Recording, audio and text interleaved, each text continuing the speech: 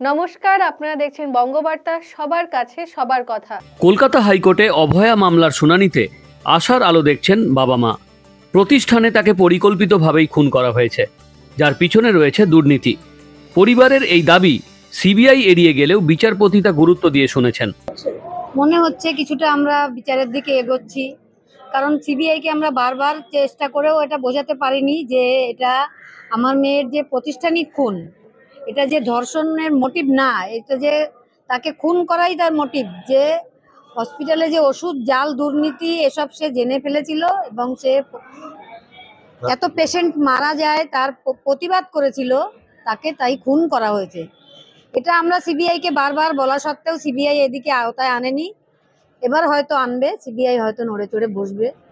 রাজ্য সরকার একদিকে বলছে ফার্দার ইনভেস্টিগেশনে কোনো তাদের অবজেকশন নেই, কিন্তু আবার আইনের দিক দিয়ে বাধা দেখাচ্ছে। তারা কি যে সঠিক কথা বলতে চাইছে পরিষ্কার করে বলছে না। যেটা রাজ্য সরকারের প্রথম 9 তারিখ থেকে আমরা দেখে আসছি, সেই চরিত্রটা এখানেও তুলে দেবে। 54টা কোশ্চেন আমাদের কাছে রাখা হয়েছে এবং কোর্টের কাছে আমরা সেই 54টা কোশ্চেন উত্তর চেয়েছি। কোর্ট কীভাবে সেই কোশ্চেনগুলো উত্তর দেবে সে কোর্টকেই ভাবনা চিন্তা করতে হবে, এবং সেটা কোর্ট আজকে যে কথা বলেছে তাতে বোঝাই গেছে যে তিনি ভাবনা চিন্তা শুরু করেছেন। আইনজীবী জানালেন, রাজ্য সরকার বিচার চায় না বলেই তদন্তও চাইছে না।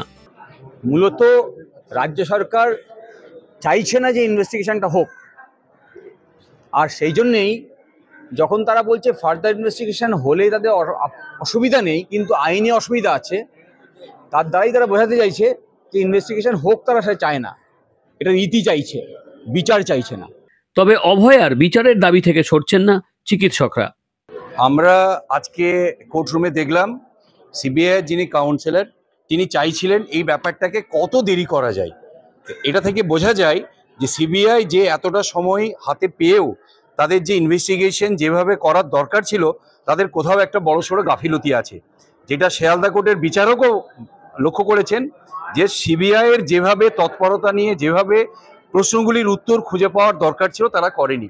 কিন্তু আমরা লক্ষ্য করছি সবে জল গড়াতে শুরু করেছে, এই জল কোথায় পৌঁছবে আমরা দেখতে চাই। Bureau report, Bangabarta.